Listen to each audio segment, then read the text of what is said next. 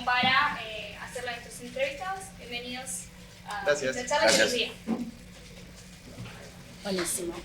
Bueno, arrancamos, si les parece.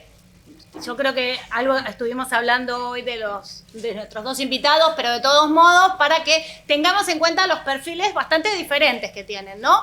Ari hace periodismo de investigación, después ya vamos a charlar con él, que él dice que no es que todo el periodismo de investigación, no es un género aparte, pero de todos modos hace periodismo de investigación, trabaja en radio, trabaja en un portal, en El Destape, ha hecho libros de investigación, y él dice que hace periodismo sobre el poder, ¿no? Quizá porque viene del palo de la ciencia política.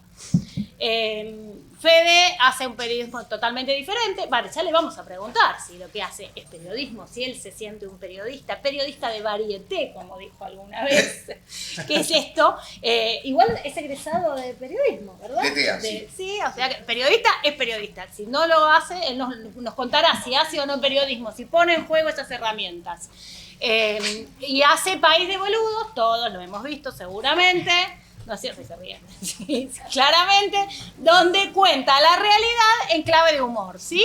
Así que bueno, son dos periodismos bastante distintos. Lo que podemos preguntarles es qué tiene de periodístico lo que hacen, ¿no? No sé cuáles son las preguntas que habían preparado, pero empiezo yo, si les parece. Y después vamos dando lugar a más preguntas, ¿sí? Bien. Bueno, Ari, a mí me gustaba resaltar esta cuestión del periodismo de investigación, que decís que todo periodismo es de investigación. ¿Cómo es esto? Aún con el trabajo cotidiano existe en la Argentina, uno se imagina, ¿no? Esta gente que le daban 5 meses para investigar, Claro, Truman Capote no. haciendo a sangre fría, yendo a visitar a la cárcel. ¿Te tocó un periodo así de investigación, tener esa flexibilidad? Sí. Bueno, primero buen día. Gracias por la invitación. ¿Todos quieren ser periodistas? ¿En serio? ¿Están seguros? Ok, eso porque no vieron la encuesta de salario de periodistas. Es uno de los puntos. Vamos a hablar de la encuesta de Cipreva. Que salió- Igual en las otras profesiones tampoco los salarios están joya. Así No. Eso es lo bueno de vivir en un país empobreciéndose en general. Bueno, es que la verdad el periodismo es un laburo en un contexto, y el sistema de medios es muy parecido al sistema económico que hay en un país. Por lo tanto, en un país donde tenemos un modelo económico de concentración en cada una de las áreas claves de la economía, en el sistema de medios pasa lo mismo. Y cuando hay concentración en las áreas claves de la economía, los empresarios hacen lo que quieren. Y entre otras cosas, toman nuestros salarios como un costo, y los costos hay que bajarlos todo lo que se pueda. Pero bueno, no importa, después vamos a hablar de eso. Sí. Hay un tema, yo por eso lo puse cuando nos pidieron en El Destape que escribamos nuestras biografías, Sí. Puse eso, que a mí no me gusta la definición de periodismo de investigación, porque lo que hace es pasar por alto que todos los periodistas... ¿Tengo que agarrar el micrófono? Un poquito más cerquita. ¿Ahí? ¿Escucha bien? Bueno, lo que hace esa definición es pasar por alto que, o por lo menos lo que yo creo, que es que todos los periodistas tenemos que investigar, aunque sea un poquito a la hora de producir una noticia. Recién, no me acuerdo cuál de las dos, habló de producir información. A mí es una definición que me gusta mucho, porque la información no es algo que está en el aire. Esa definición de los programas de televisión de contamos la realidad. La realidad es infinita, no se puede contar. Uno recorta un pedazo de las cosas que se entera que suceden, no de las que suceden, de las que se entera que suceden, busca información sobre eso, la chequea, busca fuentes, busca antecedentes, produce la noticia, tiene un tiempo determinado para dar la noticia, sea un pedazo en un diario o en un programa de radio o en un programa de televisión, produce eso y lo emite con un sentido. O sea, la información se produce, la información no se da. Eso es mentira, la información en sí misma no significa nada. Y menos en la actualidad, donde, a diferencia de otras generaciones de periodistas, es muy fácil acceder a datos. ¿Sí? Ustedes piensen, no sé, Walsh, ¿sí? Todos han leído Operación Masacre. Imagínense el quilombo que era para Rodolfo Walsh obtener un dato, por ejemplo, de X, el censo. Cualquiera de ustedes hoy con el telefonito entra a la página del INDEC y tiene todos los datos poblacionales en 2 minutos. ¿Sí? Cualquiera de ustedes entra hoy por el teléfono a la página de la Comisión Nacional de Valores y accede a los balances de las empresas que cotizan en bolsa en 2 minutos. Antes era muy difícil acceder a esa información, llevaba más tiempo, etc. Hoy en día los datos abundan. Lo que abunda poco es qué hacemos con esos datos, cómo pensamos, cómo producimos esa información y cómo, yendo a la pregunta, investigamos. El problema es que efectivamente para investigar se necesita no solo leer y no solo laburar, sino que se necesita tiempo. Y vivimos en un momento en el cual el tiempo es dinero, lamentablemente, pero es efectivamente así. O sea, para que vos... en un medio de comunicación te dicen, vos estás acá 6 horas según el estatuto del periodista, 8 en la realidad y 18 en la realidad posta. Tenés que producir determinada cantidad de notas. Si vos tenés que escribir 10 notas por día, es imposible que investigues. Es imposible. Te vas a dedicar a hacer minuto a minuto, pasó esto, dijo tal cosa, qué sé yo. Y yo no creo que eso sea hacer periodismo ni informar. Por lo siguiente, si sale cualquier persona y dice, en la Argentina el problema es que llueve todo el día, ustedes como periodistas no pueden escribir una nota que diga, Fede Simonetti dijo en la Argentina llueve todo el día. Lo que tienen que hacer es mirar para afuera y si no está lloviendo decir, Fede Simonetti mintió. Eso es informar y eso es hacer periodismo. Y ese pequeño... Te pido que no me involucres, por favor. Era para no meterla ahí. Si vas a seguir con esos ejemplos, poné otros nombres. Esa pequeña cosita de mirar si está lloviendo o no está lloviendo, es investigar. Investigar no es hacer Operación Masacre todos los días. Es ir un poquito detrás de la información y ver si esas cosas que están diciendo, que están informando o que están queriendo instalar como la realidad o lo que sucede es o no es así. Por eso yo insisto, a veces te están corriendo, sacá el breaking, sacá la noticia, dale, o esta barbaridad que hay hoy en día en los medios, que es noticia en desarrollo. No sé si la habrán visto. El día que yo sea presidente voy a prohibir eso. Noticia en desarrollo es una barbaridad. O sea, trabaja la noticia y después se publica. Pero bueno, lo que hay, y por eso, y ya con esto cierro, es el tiempo que tenemos cada uno de los que estamos en los medios para asomarnos y ver si llueve. ¿Sí? Porque te podés asomar y ver si llueve, después podés ver si esa persona laburó en algún momento en el servicio meteorológico, si tiene alguna fábrica de paraguas, entonces le conviene estar diciendo que todo el tiempo llueve para vender más paraguas. O sea, cuanto más tiempo tengas para buscar, más información vas a poder dar y mejor vas a poder contar esa noticia. Yo soy un privilegiado. A mí, mi jefe Roberto Navarro me putea cuando hago muchas notas por día, porque él quiere que yo esté dedicando mi tiempo a buscar y cuando tenga algo lo publique. Es muy raro que suceda eso. Los medios de comunicación no invierten en equipos de investigación, no invierten en periodistas, pero además hay un tema incluso económico. Para que yo pueda estar días o incluso semanas enteras sin publicar una nota, tiene que haber un montón de colegas publicando notas, porque el Destape se sostiene, que es el medio que yo trabajo, con un montón de colegas que están publicando que Alberto anunció la renta inesperada, que Macri lo puteó a Gerardo Morales, que pues todo eso también hay que escribirlo. Yo no me dedico a eso. Entonces, para que yo pueda estar una semana sin publicar una nota, el medio en el que yo trabajo invierte mucho dinero. Y es una decisión. Pero dicho esto, vuelvo al ejemplo anterior. Insisto, cada cosa que hagan, busquen, investiguen, denle sentido. Van a hacer la diferencia, sí.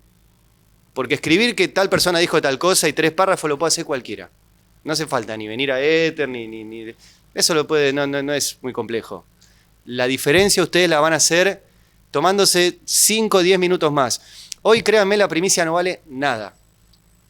Hay una sobrevaloración de la primicia absolutamente ridícula, de una época en la cual una primicia salía en la tapa del diario y hasta el otro día el diario no la podía sacar de vuelta.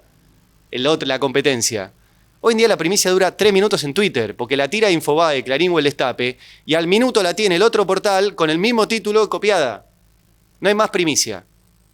Lo que hay sí es cuando vos tenés algo original, tuyo, propio y que no tiene nadie. Y eso se logra laburando e investigando, como es el título de periodismo de investigación. Fede, ¿vos investigás? planteas una mirada de la realidad. ¿Cómo es el trabajo que hay cotidiano para hacer el país de Boludo? Yo tengo, perdón, estoy un poco difónico, pero yo tengo como un desarrollo que arranqué desde los 13 años hasta los 22, milité en política. De ahí laburé en periodismo hasta más o menos los 30. Y después me dediqué a hacer comedia hasta los 40. Y después medio que en País de Boludo se fusionó todo, ¿no? Ese es un poco de fusionar las cosas. Investigo, por supuesto, es un programa que no tiene, o sea, investigar es leer sobre temas, digamos, o sea, por ahí investigación en los términos que lo plantea Ari es como descubrir cosas que están, ¿no?, hasta ahora ocultas para alguien. Entonces, en general lo que hacemos más nosotros es análisis, ¿no? Es ver un poco qué es lo que... Algunos aspectos, plantear una hipótesis y desarrollarla, digamos. Después de que se desarrolle esa hipótesis, se arma argumentalmente y se le meten chistes. Esa es como la estructura puntual que tenemos en el programa. Me pensaba recién en función de lo que decía Ari, una cosa que para mí es muy importante, que es, para mí hay alguna cosa que te ahorra muchísimo tiempo, ¿no? En ese procesar, que es entender un poco cómo funciona el poder y cómo funciona la política y cómo funcionan las empresas y cómo funcionan los medios, porque hay como una especie de funcionamiento y ese funcionamiento en general siempre tiene que ver con guita. Hay un dicho que tienen los yanquis que se llama, que dice read the money, que es como lee el dinero, digamos. Siempre que hay un conflicto está presente la guita. Es una mirada un poco marxista, pero existe. Cuando uno se ve cómo se organizan los partidos políticos, por qué se pelean, por qué se agrupan las empresas, por qué un medio se divide, se junta, por qué determinados eventos, por qué hay un caso de corrupción, por qué... Todo tiene que ver en general con guita. Entonces, o con poder estructural. En la política también cuenta el poder territorial, digamos, el tener, qué sé yo, una inserción de base, ponele, vos sos un puntero político de Lavallol y es importante, digamos, que controlar el territorio, pero siempre tiene que ver con disputas de poder, y poder tiene que ver con tener alguna acumulación y alguien que quiere quebrar esa acumulación. Cuando uno entiende ese sistema se ahorra un montón de tiempo, digamos, ¿no? Y eso es, porque no hay nada peor que estar en un pantano de leer cosas sin entender qué está pasando y sin poder procesarlo. Y eso es un poco que en función de la experiencia que puntualmente tengo yo con esos tres aspectos, digamos, yo hice periodismo de investigación, que coincido con lo que dice Ari, hasta que me censuraron y me hinché las bolas, digamos, y eso pasó en Canal 7, de la forma más extraña, digamos, además. O sea, me putearon nos censuraron por criticar a las prestadoras, ¿cómo se llaman? A las empresas privatizadas, digamos, que vos decís como, pero pará, es a favor de un gobierno si te están cagando. No, y entonces, ¿por qué no? Porque, bueno, se explica que ahí había evidentemente algún tipo de acuerdo que no hacía. Entonces, me parece que, por ejemplo, yo me acuerdo, hicimos una investigación con Mauro Federico, que inauguraba yo en 2004, en un programa que se llama Huella Digital en Canal 7, sobre la hidrovía, que partió de mí esa investigación y una de las cosas que me acuerdo que cómo surgió fue que estaba mirando un programa de Morales Sola en TN y apareció una pauta hidrovía, valiendo el Paraná al mundo. Yo digo, y después uno de Nelson Castro y aparecía hidrovía. Yo decía, che, ¿qué corno es esto hidrovía, no? ¿Qué es? Entonces me puse a ver qué era, y era una empresa monopólica, o sea, es la única empresa ahí. ¿Por qué una empresa monopólica necesita auspiciar programas de periodismo? ¿No? Si uno se pregunta esas cosas, después decís como, claro, o sea, ¿para qué voy a hacer publicidad de algo que ya es un monopolio, que no necesita, que además apunta a empresas de barcos que van por el Paraná, que van a estar mirando a Morales Sola y decir, mirá, ¿se entiende? No tiene sentido. Entonces, hacerse buenas preguntas y entender un engranaje de poder te facilita mucho, porque eso te ahorra mucho tiempo y te hace como cazar las cosas medio al vuelo, ¿viste? Que eso es algo muy importante, porque coincido en todo lo que decía Ari, y además en este momento me parece que de verdad importa muy poco la novedad, la primicia. Eso es algo que desgraciadamente los medios de comunicación lo manejan en general gerentes que tienen una mentalidad muy vieja, sobre todo en la televisión, muy mediocre y muy vieja, y están aferrados a formas de producir información y de transmitir información de hace 10 años, digamos, y no se dan cuenta que en 10 años cambió mucho, ¿no? Cambió muchísimo la la forma. Entonces están como desesperados por ese tipo de cosas. No vale nada tener primicia. Lo que empieza a valer es la posibilidad, y esto es un laburo individual, de poder procesar esos datos, de tener información de tener sobre todo entender cómo funcionan las reglas de juego como para poder procesar el dato. Porque empieza a pesar eso, la firma, el análisis, desde dónde habla, cómo interpreta esos datos. Hoy en día vivimos en una época donde los datos los tenemos todos. Todos tenemos los datos sobre la mesa. O sea, el tema es quién descubre las líneas y cómo se interpretan esos datos. Pero salir a correr detrás de primicias es algo que solo se le puede ocurrir a un gerente de 60 años que en general está en un canal de televisión pensando que está en 1998. Y eso es un poco lo que pasa. Así que nada, creo que es eso, digamos. Yo si pudiera decir algo, como que fortalecer, traten de entender, sobre todo entender, ¿viste? Entender por qué suceden las cosas. Eso es como lo primordial, entender por qué, digamos. Entender por qué se fue Culfas, ¿se entiende? Entender por qué pasó con esto con Techina. Entender qué sucedió, digamos. No transmitir. Mirá, leí que fue por un off the record. Fue por un off the record. ¿Y qué decía? ¿Se entiende? Es como... Eso me parece que es un poco el laburo que yo haría, como si estuviera estudiando ahora esto. ¿Alguien tiene alguna pregunta? ¿Juan? Sí, en el de la política. Julián Memorini, en el método con Macedor, sostuvo que no se puede, para ella, no se puede ser militante orgánicamente en una organización y periodista al mismo tiempo. ¿Qué piensan de esta postura? ¿Todos ven el método? Sí. ¿Todos ven País de Boludos? ¿Todos ven la tele? Es otra Listo, generación, boludo. es una encuesta, quería hacer una encuesta. Pero es tremendo. O sea, es una otra generación. Pero más vale, por Vos eso. dijiste ponerle sonar en la tele y fue como... Por eso. Bueno, sí. Te hablo del año 2004. Claro, otra cosa. Pero bueno, no coincido con Julia. Yo la conocí haciendo periodismo y militando en una organización. Y laburamos juntos y debutamos juntos en radio. La quiero mucho y el laburo que la verdad que han hecho en Futurock es un gran laburo. Para nosotros fue una referencia muy, muy importante en el destape, que después hicimos otra cosa. Pero no coincido, porque... ¿Por qué no? O sea, yo creo que yo estudié ciencia política, no estudié periodismo. Me formé en periodismo con una ex militante política que se dedicó al periodismo, que es María Sebane. Y la ciencia política, no sé, ¿hay alguien que estudie ciencia política acá? ¿Que haya pasado por ahí? Bien. Bueno, ¿qué estudia la ciencia política? ¿Qué estudia la ciencia política? Te maté. La ciencia política estudia el poder y cómo ese poder se legitima.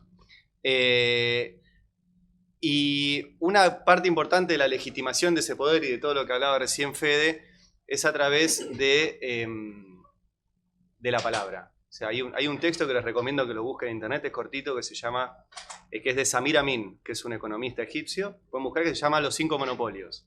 Y lo que dice Samir Amin es que hay 5 monopolios en la humanidad: el monopolio del dinero, el monopolio de las armas, el monopolio de la investigación científica y el monopolio de los recursos naturales. Pero que hay un quinto monopolio sin el cual los otros 4 no podrían funcionar, que es el monopolio de la palabra, que es el que legitima la existencia de los otros 4. Y para eso existen los medios de comunicación. Y cuando los medios de comunicación están monopolizados también, los otros representantes de los 4 monopolios ponen guita, como la hidrovía, para que esos monopolios legitimen esa existencia. Los periodistas somos los que hacemos ese laburo. Y tenemos además una contradicción en muchos medios, que es que nuestro laburo es reproducir un sistema en el cual nosotros ni siquiera somos los beneficiarios, somos los laburantes. Esto es marxismo for dummies, pero, o sea, reproducimos la ideología de la clase dominante cuando nosotros somos clase laburante.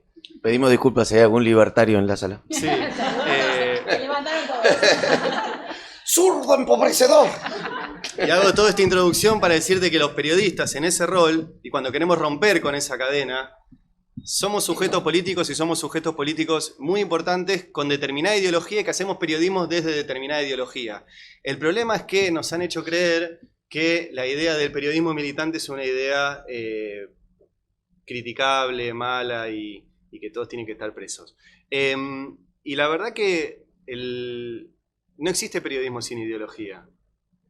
Lo que existen son periodistas o que no entienden que están reproduciendo la ideología de la clase que los está cagando, periodistas que lo entienden y quieren ser parte de esa clase, y periodistas que lo entendemos y queremos romper con la desigualdad. Ahora, la diferencia está en el laburo que hagas. O sea, yo con mi ideología, mi militancia política, esté orgánicamente en un partido, no, eso para mí no es lo relevante, sino lo relevante es si vos como periodista te asumís como militante político de algo. O sea, yo hago periodismo para cambiar el mundo. No hago periodismo para hacerme famoso, ni hablar de que no hago periodismo para hacer plata, y no hago periodismo para... Igual si cambias el mundo te vas a hacer famoso, ¿eh? Yo creo que... Sí, pero entonces mi forma de militancia política es el periodismo. Yo como Fede también tuve militancia orgánica en partido político, en la CTA, etcétera, pero yo creo que los periodistas hacemos política. Siempre, todos. Yo, Fede, Morales Solá, Nico Guñaski y Tomás Rebord. Todos estamos en esto para discutir. La diferencia está en si lo hacemos profesionalmente, o sea, si lo hacemos profesionalmente o no. O sea, si lo que vos publicás está chequeado, está producido, es comprobable, no mentís, no haces una operación, ahí está la diferencia. Pero los periodistas que nos asumen... Sí. Pará que quiero al respecto, porque interpreto lo que dice Ari, interpreto lo que decía Julia. Me parece que hay algo ahí también que es, en general, a veces sucede, y es un poco supongo a lo que apuntaba Julia cuando decía eso, que es que uno como militante orgánico de una organización, cualquiera que fuera, tiende a decir como, no le puedo pegar, no puedo criticar, claro, no puedo cuestionar a esa organización, ¿no? Entonces, se puede decir, no existe el periodismo militante. Yo creo que el periodismo tiene que ser crítico en general en todos lados y siempre tiene un jefe, un empleador, una línea de base.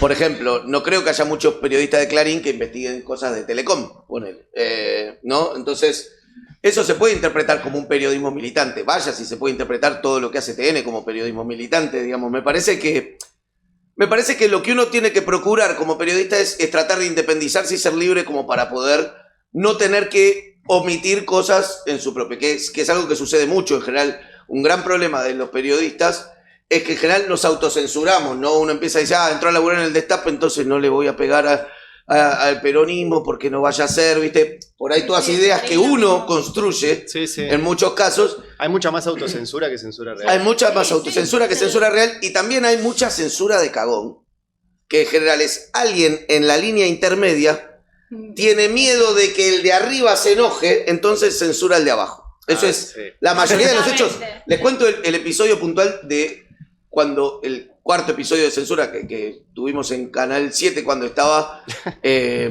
porque es increíble. Yo hice una investigación puntualmente sobre el tema trenes, y ese fue en ese momento estaban privatizados y estaban todo mal las concesiones. O sea, y había ido con gente ferroviaria que me mostraba que los rieles que llevan 3 bulones de cada lado tenían 1 y 2, ponele, ¿viste? Cuando pasaba el tren se movían así. Lo habíamos grabado y todo, y funciona, y era pegarle a la concesionaria, ¿no? Entonces, nosotros le pegamos directamente a la concesionaria. Había habido justo antes, ¿te acordás que prendieron fuego unos vagones en la estación Castelar? Que se había armado, y había habido como una operación de gobierno como para, saquemos de la agenda pública el tema trenes. Ahí salimos nosotros después a hablar de otra cosa, y vio la propaganda debido, y lo llama, parece, al interventor en ese momento de Canal 7, que era un tipo Palacio, y le dice, yo logro que se deje de hablar de trenes en los medios, y ¿dónde sale algo de trenes? En el canal del boludo. Por la publicidad. Nunca vieron el programa, nunca supieron ni de qué trataba, ¿se entiende? Pero hay mucha reacción censora, podríamos decir. Eso es en general lo que suele pasar. Y eso es lo que suele pasar también con cierta militancia. Para mí el periodismo siempre tiene que ser cuestionador, y uno como una persona tiene que fomentar el pensamiento crítico. El pensamiento crítico es también criticar, todo el tiempo, pensar críticamente dónde estás, en qué espacio político estás. País de Boludo tiene claramente una ideología mucho más afín con el sector del campo popular, centro izquierda, peronismo, izquierda, etcétera, etcétera. Yo puntualmente, nosotros no elegimos que nos financien porque en algún punto te contamina, porque además la política no sabe entender muchas veces el periodismo. Y termino con otra anécdota muy buena.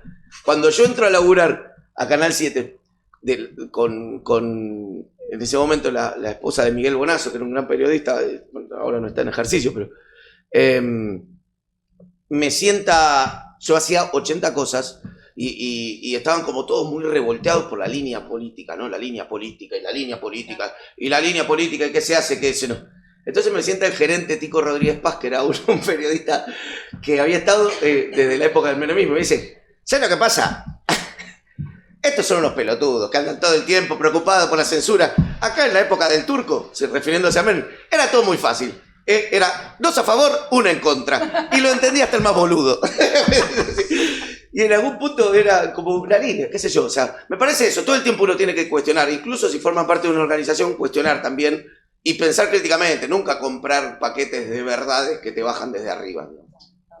Había una Había pregunta una ya pregunta, atrás. ¿no? Sí, ¿Ese? un poquito abrió el tema, a mí me gustaría igual plantearle a Ari, porque leí un poquito de lo que está hablando, un poquito de su seguridad en el periodismo de militancia, en el periodismo de poder. Hay cierta premisa, hay ciertos sectores que plantean que el periodismo siempre debe incomodar al poder desde donde está. Mi pregunta va a si vos crees que esto se puede lograr con tanta parcialidad, si se puede lograr incomodar a todos los sectores de poder por igual, o si no, se cae de alguna manera, quizás no es la acción de la palabra, en un periodismo funcional, para un lado o para el otro, para lo que sea. Perdón, me piden que repita la pregunta para el Twitch. Para sí. Entonces repito, bueno, Ezequiel está preguntando cómo se hace para adscribir de alguna manera o tener una ideología determinada y de todos modos cumplir con la premisa del periodismo de ser el tábano sobre el caballo, ¿no? De incomodar y estar Sí. tratando de mostrar otra cosa.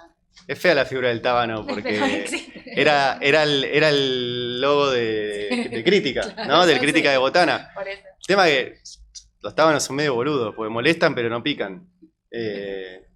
Y entonces yo quiero más que molestar. Depende a qué definas como el poder. Digamos, estoy más politólogo que periodista hoy, pero tiene que ver con esto. A ver, estamos en un momento del capitalismo en el cual se está redefiniendo dónde está el poder. Y lo que está pasando, no en Argentina, en todo el mundo, es que las corporaciones empresariales y sobre todo financieras han tomado tal volumen que los estados no les pueden hacer frente. Y es un gran problema, que no solo sucede acá, sucede en todos lados. Ni hablar cuando en esos estados no se les quiere hacer frente, porque los estados a veces son gobernados por partidos políticos que quieren redistribuir la riqueza o como lo quiera llamar, y a veces son gobernados por tipos que son parte de esas corporaciones económicas, por lo cual tienen los dos lados del mostrador, tienen la parte de ellos y cada tanto ganan elecciones y tienen además el Estado como herramienta. En los 90, sobre todo, viniendo acá a la región, la idea del periodismo de investigación y de la Fundación Nuevo Periodismo que creó García Márquez en Colombia, etcétera, era salgan a la calle y hagan periodismo sobre los Menem, sobre los Collor de Mello, porque había una insistencia en identificar que el poder estaba en el Estado y que como el Estado intrínsecamente era corrupto, lo único que había que investigar eran los funcionarios corruptos. No estoy diciendo que no los hubiera, pero el problema es que siempre que hay un funcionario corrupto hay una empresa corruptora. Y si vos googleás ahora índice de corrupción, te va a figurar cuáles son los países más corruptos. Nunca vas a encontrar un índice de corrupción de cuáles son las empresas más corruptoras.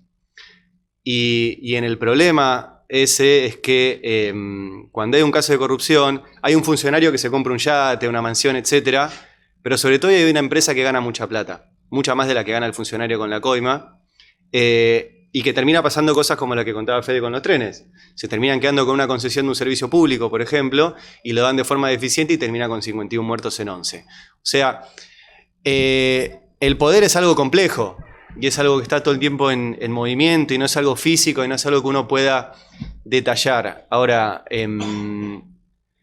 y hay poderes dentro del Estado a los cuales uno investiga. Por ejemplo, yo he investigado mucho a la policía. Hay poderes que están mezclados, Estado y privados. Por ejemplo, las redes de trata. Vos no tendrías redes de trata en la Argentina si no tuvieras a los tratantes, pero si no tuvieras jueces, policías, funcionarios que se hacen los boludos y forman parte.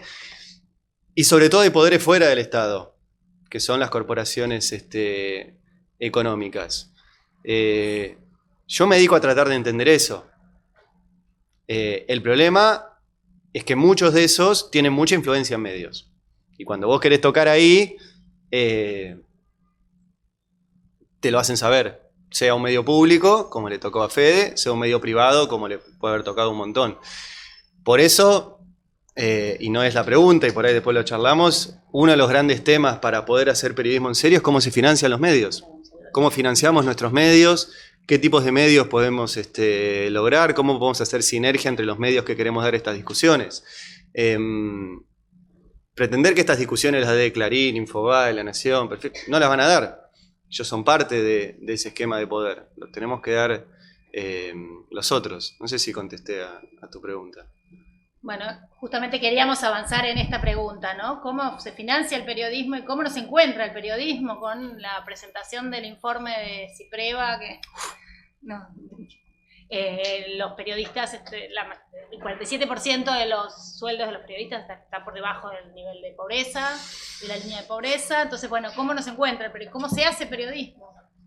¿Es un lujo que nos damos siendo de clase proletaria? ¿Qué tema? Bueno, la encuesta, no sé si la vieron, salió ayer o anteayer. Ayer se presentó en el Congreso la encuesta que hace el Cipreva, que ni siquiera es el sindicato oficial. Ustedes saben que acá en la Ciudad de Buenos Aires tenemos un sindicato que se llama la UTBA, que ha sido cómplice de la pauperización de nuestro oficio durante todos estos años. Y tenemos un sindicato que nació de las comisiones internas y de las redacciones, que se terminó conformando en el Cipreva y que intenta dar una discusión que la UTBA no da, pero que, por ejemplo, no le permiten participar en paritarias, etc. Nosotros tenemos la peor paritaria por lejos todos los años, en general. Y es un tema, porque no hay peor atentado a la... Hay dos cosas que siempre se hablan. Una cosa que siempre se habla es la libertad de expresión. Esa es una parte. De lo que se habla poco es del derecho a la información, que es un derecho que no solo tienen los ciudadanos, sino que tenemos también nosotros los periodistas. Y cuando los periodistas o se quedan sin laburo, o tienen sueldos que no llegan a fin de mes, o, volviendo al inicio de esta charla, hace un rato cuando llegamos hacíamos un chiste de que lo bueno de ser periodista es que te echan de un laburo pero tenés 3 más. Claro, sí. El problema es que cuando tenés 4 laburos, nunca tenés tiempo para investigar, que es lo que hablábamos hace un rato. Entras a uno, haces una cosa, entras a otra, vas a la radio, vas a la tele. ¿En qué momento lees? ¿En qué momento pensás? ¿En qué momento te haces preguntas? ¿En qué momento buscás hipótesis, etcétera?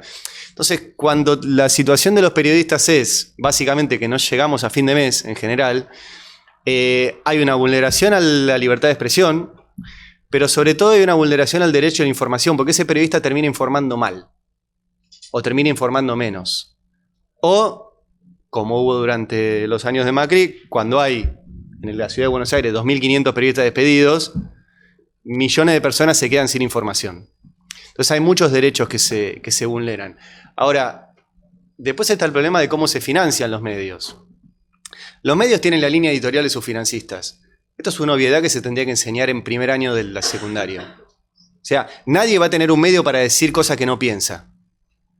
O para querer que pasen cosas en las cuales no cree. Pero es una obviedad, o sea, es una obviedad para Clarín. Sin tener opinión, ¿no? Nadie funda un medio vacío, en blanco. Claro, ¿viste? sí, Como... sin línea editorial. Pero no, o sea, hoy es el Día del Periodista. ¿Por qué es el Día del Periodista?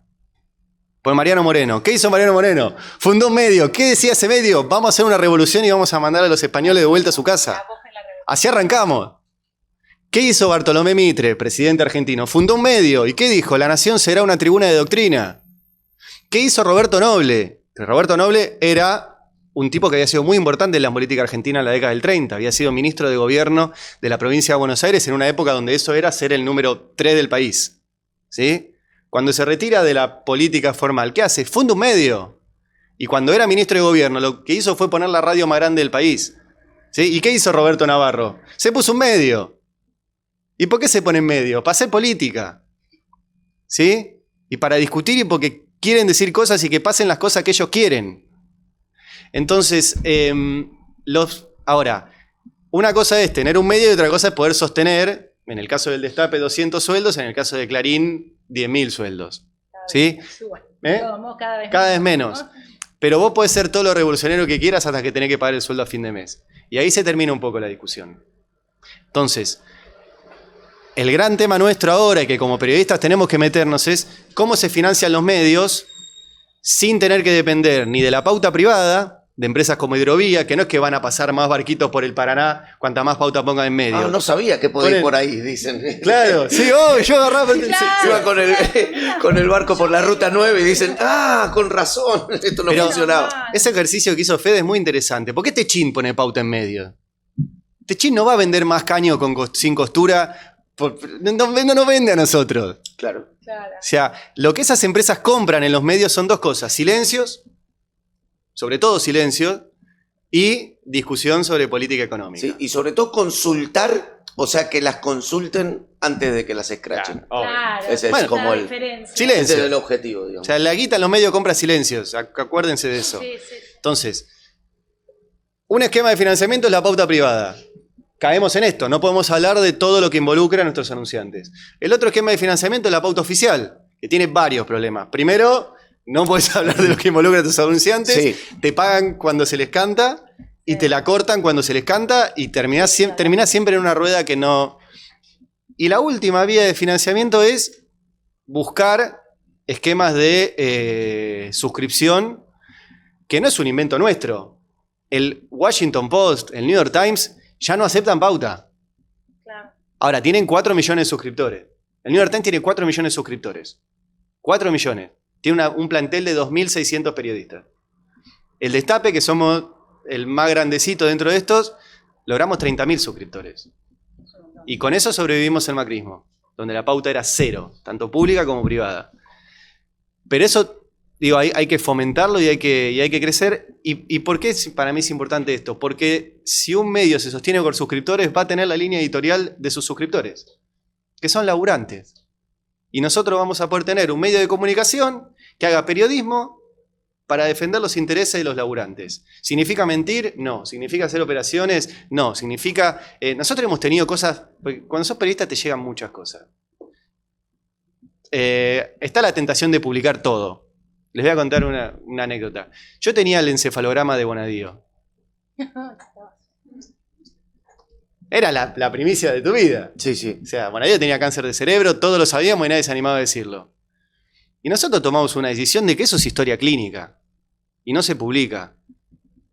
Si tenemos 1.000 millones de cosas para decir de Bonadío, ¿por qué vamos a publicar algo que cruza un límite además que nosotros no queremos que se cruce con nadie?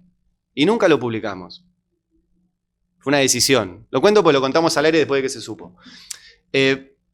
Ahora, nosotros queremos hacer periodismo para los laburantes, que son para los laburantes, para los comerciantes, para los pymes, para las grandes mayorías populares del país. Para eso necesitamos que esas mayorías populares nos financien. Y se tiene que entender eso. Hoy en día no lo hemos logrado todavía. Entonces, todo el mundo paga Netflix, todo el mundo paga internet, todo el mundo paga cable, nadie te paga un medio. Y vos necesitas poder informarte de lo que a vos te interesa en un medio que vos financies.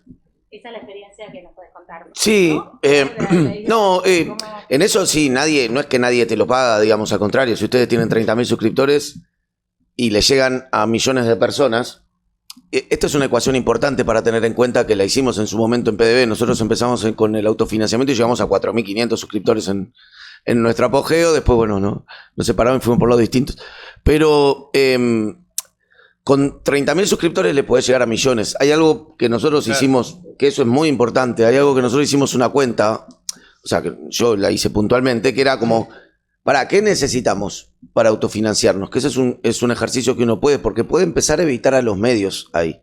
¿Se entiende? Puede evitar todo ese tema de ponerse una cola con los currículum y todo eso si tenés a alguien del otro lado que te lo paga. Hay un montón de guita que juntan los medios, que se van en las líneas gerenciales, en las líneas de los que buscan publicidad, en las líneas Y lo cierto es que además el periodismo es un trabajo que realmente cada vez se necesitan menos periodistas.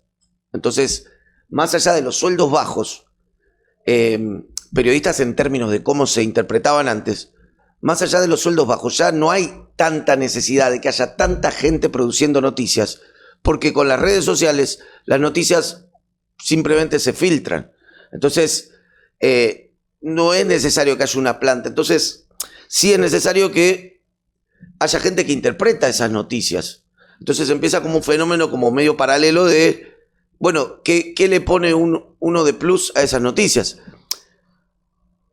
Nosotros ahora cuando empezamos esta temporada de País de Boludos somos 11 personas. Yo hice este cálculo, con 1000 suscriptores ya estamos, digamos. Y es lo que necesito para hacerlo. Simple. Vamos 800, estamos a 200 ahora. Pero con 1000 ya está. ¿Se entiende? Claro, Suscríbanse. vamos todos. Con 500 pesos, pero... ¿Cómo es el modelo de financiamiento? El modelo de financiamiento es muy fácil. Muy fácil y muy difícil. Pero sepan qué necesitan ustedes como periodistas. ¿Se entiende? Primero que es mucho más importante entender que por ahí tienen mucha más salida laboral dedicándose a nichos que dedicándose a la general. ¿Se entiende? Porque si ustedes ponele, le gusta, qué sé yo, le gusta, no sé, la batalla de gallos, ¿no? Entonces, cubren todo lo que sucede en las plazas, entrevistan a gente ahí, arman o sea, saben realmente de eso, tienen la última información, opinan bien, descubren antes artistas de ese estilo y empiezan a potenciarlo bien en redes. Probablemente haya mucha gente que después, por ese valor agregado, diga, che, yo le quiero poner porque realmente me llega info que por ahí no la tiene Infobae, ¿no? Que por ahí no la tiene Catalina Dlugi en TN. ¿Se entiende? Me gusta, no sé, me gusta el yachting. Entonces, realmente me gusta el yachting. Hay todo un espacio de poder hacer periodismo ahí. Y hay 1500 personas en la Argentina que son fanas del yachting, que si yo las contacto y logro que cada una de ellas me ponga 500 pesos, yo tengo 500 lucas por mes y financio mi estructurita periodística. Eso es un poco el planteo que nosotros vimos en 2019, que era como, che, la verdad, yo no quiero y nunca aceptó País de Boludos ni pauta, ni beca del Guggenheim Institute de Alemania, ni del otro, ni por qué no aplicás a fomentos y desarrollo. Nada, no quiero un peso de empresa, no quiero un peso de partido político, porque digo lo que se me canta el orto. Y eso es vital. Y eso hace a la calidad y la información que uno produce. ¿Se entiende? Pero ¿qué es lo que yo necesito? Y por ahí yo necesito 100 lucas para vivir. Fin. ¿Se entiende? Entonces, si me acoto, este es el verdadero flagelo de la radio, cuando vengan los... si me acoto a eso, ya está. ¿Se entiende? Entonces me parece que hay ahí algo esperanzador en todo esto. Y además, y de entender el juego por ahí que nos ofrecen las redes sociales, digamos. Cuanto más específico es uno, cuanto más personal es, cuanto menos se miente a sí mismo pensando que tiene que hacer tal cosa para pegarla y se conecta con lo que a uno le gusta hacer y de lo que sabe y de lo que entiende, es más probable que encuentre como alguien del otro lado que le parezca valioso lo que uno hace. Del otro lado, en general, va a ser probablemente a través de redes sociales. ¿Se entiende? Y en su color, digamos, en su generación, en este momento puntual, es mucho más probable que ustedes, por lo que hacen en redes sociales, lo llamen en medios. Y no al revés. Digamos, no vayan con un currículum a artear a ver si de golpe, y tampoco de golpe los va a descubrir un talento. Ustedes, me parece que pasa por ahí el laburo, ¿viste? Pasa por tener no sé, saber elegir qué le gusta a cada uno, cada una, de qué puede saber, de qué puede desarrollarlo, ponerse un sistema de cafecito o algo por el estilo, digamos, que pueda hacer y empezar a transitar ese camino y a transitar un camino también de que lo siga gente. No, me surge la duda como espectador si se puede sostener ese modelo en un modelo de medios que sea enteramente para los medios suscriptores. Como espectador, ¿cómo? Claro. ¿Cómo? ¿Cuántos medios se pueden consumir y cuántos medios se pueden...? Un montón. Tenés El Destape, tenés País de Boludos, tenés Futurock, Cenital. ¿Cuánto pagas de Netflix? Bueno, ¿cuánto cuesta? No sé, creo que gastar 300, 500 pesos. No, cuesta más, ¿no? 1000 y algo. Con el impuesto tu país el impuesto no sé, 1000 y algo. Una luca de Netflix. Una luca de Netflix. 500 pesos de Amazon.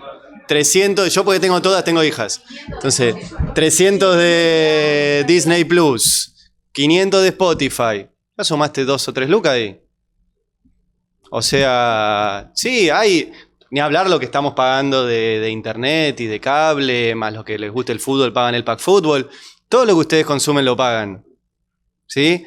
Hay un tema también, que es una decisión que, por ejemplo, nosotros tenemos, que es que no tenemos muro de pago.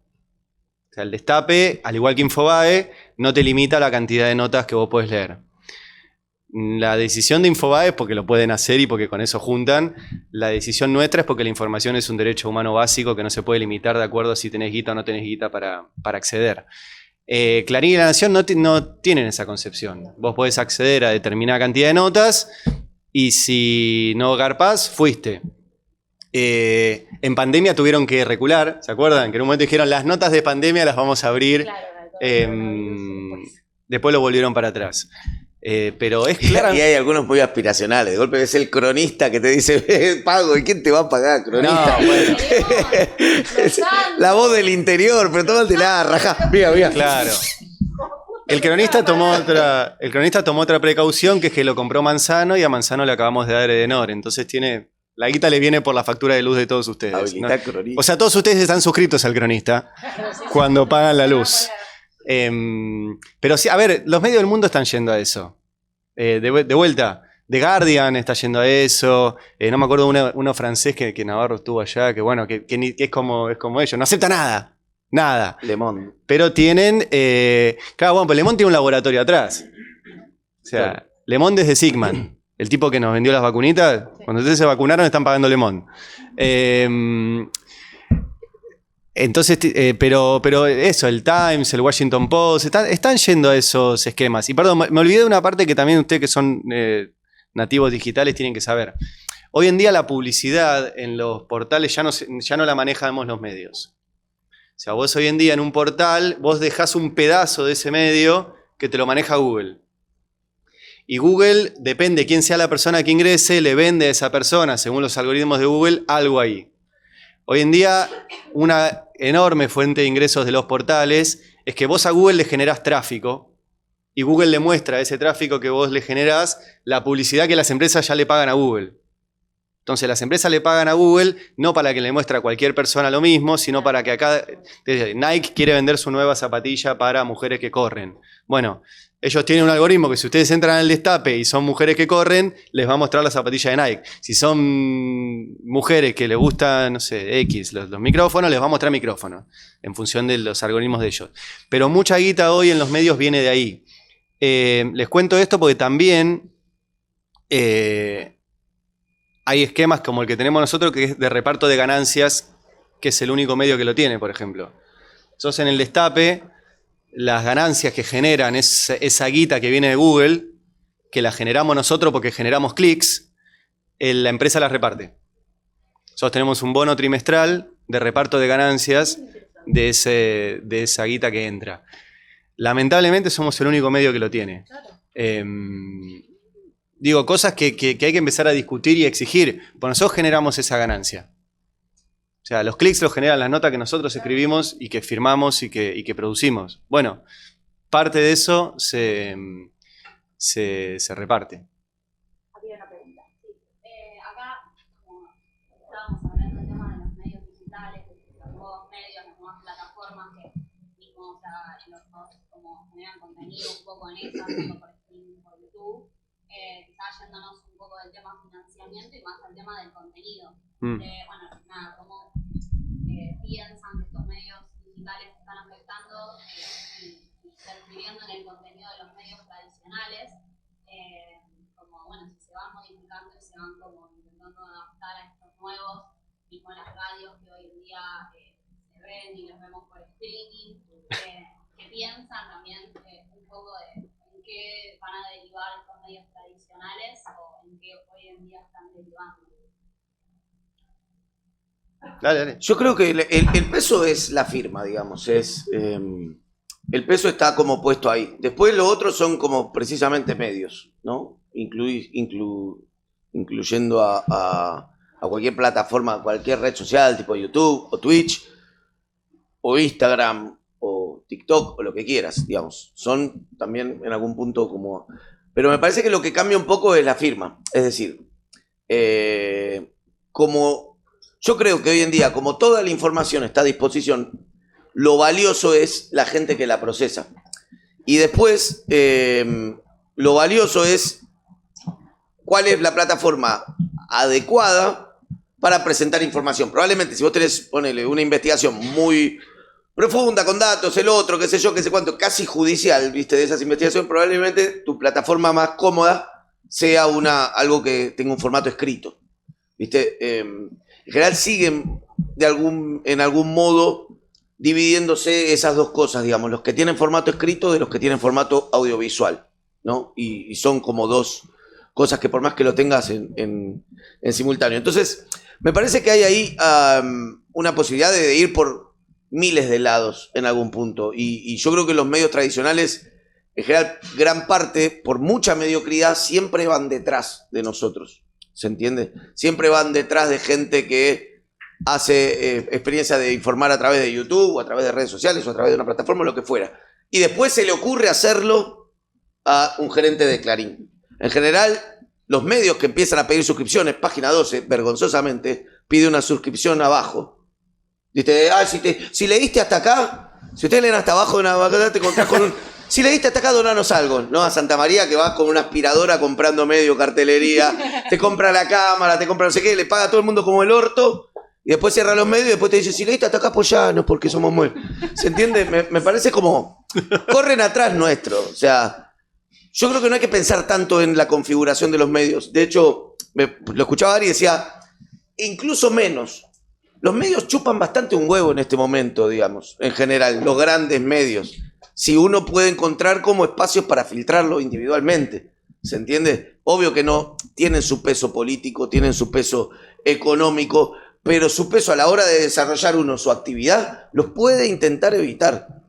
Y ese es un conflicto que está bueno porque empieza a darse. Yo creo que los grandes medios van a tender a seguir teniendo la misma cantidad de peso, pero mucho menos cantidad de empleados, digamos, en general. Yo creo que lo más probable que pase es que los medios como Clarín, como La Nación, etcétera, etcétera, tiendan a achicarse, a ser como, porque tienen la firma.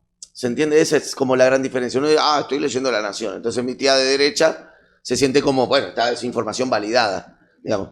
Y eso es un poco lo que está pasando. Es la validación de la información, me parece. Yo creo que va a tender eso, va a tender todo a eso, digamos. Van a tender a tener el mismo peso relativo, pero mucho menos estructura. Hoy en día no necesitas un enorme edificio para hacer un medio de comunicación, por ejemplo. No necesitas. Necesitas una plantilla mira, incluso para todo lo que hace el New York Times, 2.600 periodistas es poco. Porque 2.600 periodistas, qué sé yo, el Diario de la Nación en los 90, por ahí tenía 2.000 empleados, ¿no? Y solamente sacaba un diario de papel. ¿Se entiende? Entonces me parece que vamos a eso. Y yo creo que nuestras posibilidades y las de ustedes están en encontrar esas filtraciones que les permitan evitar a los medios. Y no, como, o sea, esto que decías del peso que pueden seguir teniendo Clarín, La Nación, pero decías como mi tía lo va a seguir leyendo. Sí. Bueno, pero las generaciones quizás, que exacto. van a ser las que consuman en futuro. Exacto. No sé si hoy en día tienen ¿Por qué ese peso y como... Vos, por ejemplo, seguís a Clarín en Instagram? Bueno, si ustedes ven a Clarín... No, que perdón. ¡No! Seguilo ya. Ya. Por eso. Dale follow. Ya, dale follow. Si ustedes siguen Infobae, si ustedes siguen a Clarín, están con el clickbait, saben todo lo que es el clickbait. Están con el clickbait a lo loco. Es una vergüenza. Vos ves, el gobierno, culpas, no sé qué. Un mono robó una banana y la apuntó un policía en Singapur. Sí. Que la otra, no sé qué, bueno, que hay tanto, se va a poner tanto en el millón de fomento. Y después, un ratón en India. Es todo el tiempo así. Están como compitiendo por clickbait. Entonces me parece que hay también una desorientación en el gran poder en torno a eso, ¿viste? Y ustedes que son nativos digitales les ganan en inteligencia práctica. Por eso me parece que lo que no tienen que hacer es empezar a pensar los medios de comunicación como lo piensan los gerentes de 60 años, ¿viste? Como, o sea, incluso, con todo respeto, la gente que les da clases a ustedes también corre detrás de ustedes en eso. ¿Se entiende? Sí. Una pregunta como para intentar como analizar un poco este nuevo mapa, también para explicarlo, como esta descentralización de la información que puede hacer a voces por ahí, sí, más libres, más independientes, ¿no hace también como a la sobreinformación y también a como trae por negativa? Hay un capítulo de Los Simpsons, bueno, es una generación que no sé si vio Los Simpsons. ¿Vieron Los Simpsons? Menos mal. Bueno, che, yo trabajo con jóvenes en el Destape que no vieron Los Simpsons. ¿De verdad? Bueno, hay un capítulo de Los Simpsons donde cada uno hace su medio, ¿lo vieron? Entonces nadie lee nada. Cada uno solamente...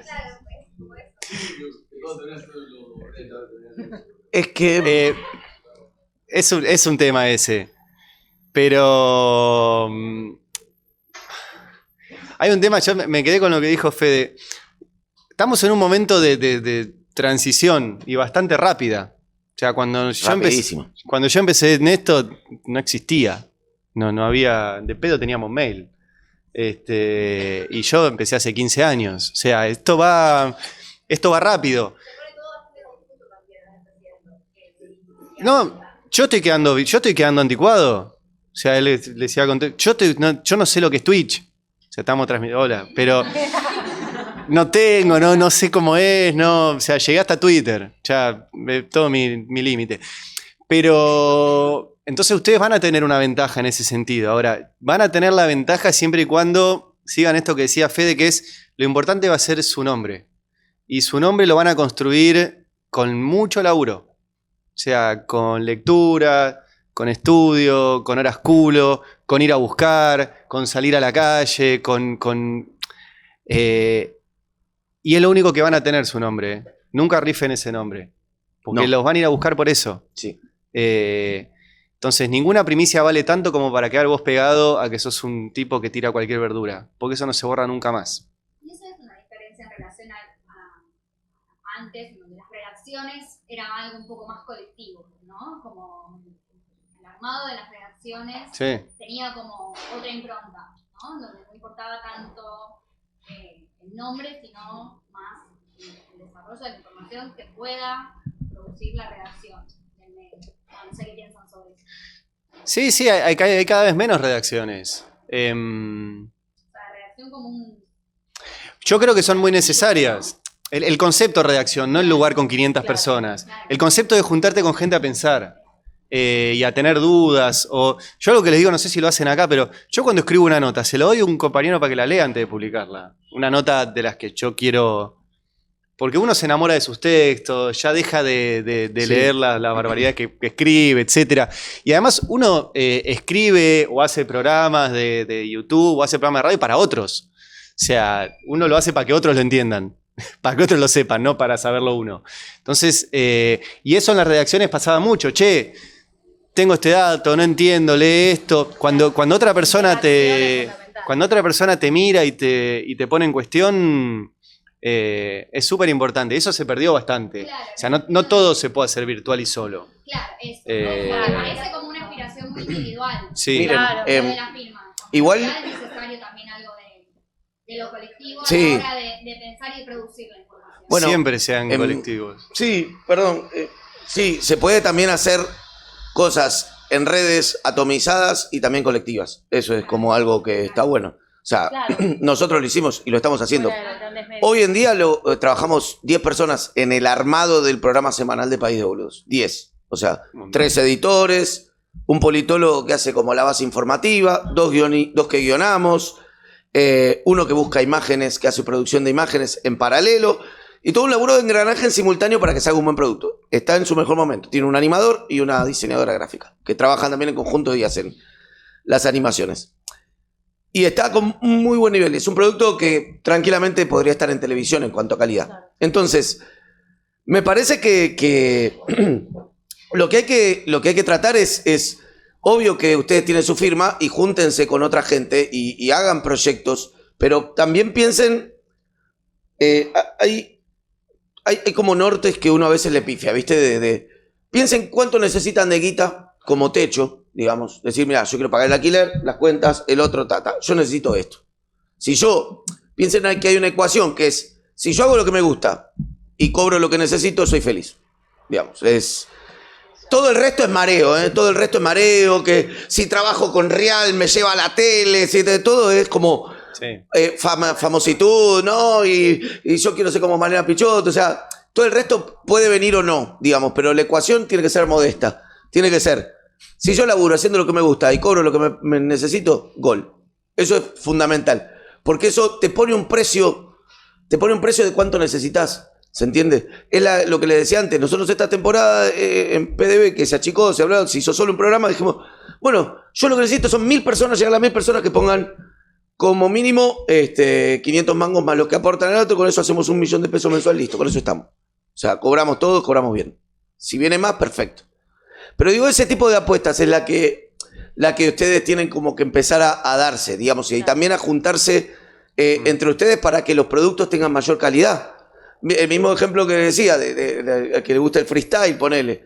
Se junta con otro periodista de freestyle y arman un medio acotado de freestyle, ponele. Y hagan una cosa, hagan cosas. O sea, yo posta, a mí me mandan currículums y los guardo con todo respeto. No leo currículums. Hagan cosas. Manden notas, manden producciones, manden podcast. Hagan. Todos los que estamos en medios, llamamos a alguien por algo que hizo. Sí. Por más de que el currículum diga, estuve en 50 redacciones, trabajé. No miramos currículum. Sí. Hagan. Y es por las redes.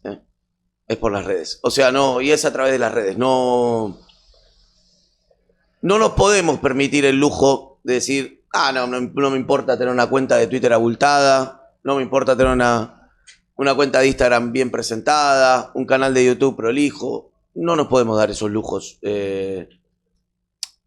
Lo digo en mi parte de comediante de stand-up. Cuando apareció Instagram modificó 100% la ecuación. 100%. Porque permitió una cantidad de llegada que ni siquiera Facebook la permitía. Entonces, gente que por ahí era muy novata haciendo stand-up, se convirtió en mega estrella, tipo Grego Rosselló, y otros que llevaban años y eran muy buenos comediantes, pero que no pudieron adaptarse a las redes, cayeron en el ostracismo porque nunca pudieron meter gente en una sala, en un teatro. ¿Se entiende? Entonces, ni siquiera podemos plantear si necesitamos tener buenas redes. Ni siquiera nos lo podemos plantear. Qué paja, no me gusta. Y por ahí, entonces no es un laburo que te quede tan cómodo, si te llevas muy mal con eso. Pero aunque sea una red social en buen estado, o sea, y bien laburando, hay que tener, porque es lo que miran y es por lo que llaman en los medios. Ari no lee currículums. Yo, cuando me los mandan, le pido que en el sujeto del mail me pongan CV, cosa de que después, cuando necesita alguien, pongo CV y recién ahí veo, encuentro todos los mails.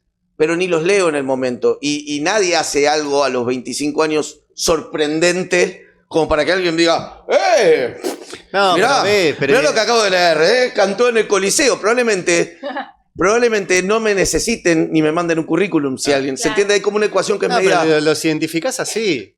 Ustedes todos ven a Rebor. Rebor vino al Destape hace 2 años y vino porque hacía una cosita en YouTube. Y los pibitos de la reacción vinieron, esto es lo mejor del mundo. Y yo, ¿qué es? Ahora es que todos lo conocen. Ahora hay un pibito que entró a laburar con nosotros, se llama Diego Rial. 19 años tiene. Y nos mandó cosas. Empezó empezó a editarlo. Pum, adentro. O sea, esto, hagan. Hagan y manden. En ese sentido, para impresionarlos o incluso para incorporarse a un medio, cualquiera sea, ¿qué competencias hay que tener? No es solo ser periodista, ¿no? ¿Alcanza con haber pasado por Éter? No. ¿Qué competencias? No. ¿Qué herramientas? No hay que decirlo acá. No, pero porque digo, Éter es una de las cosas que tenés que tener por ahí para hacer periodismo. ¿Qué otras herramientas? Manejo de un montón de cosas. Perdón, ¿querés sumar de esto o es otro tema? A ver, que contesta esto y vamos con vos, Luqui, dale.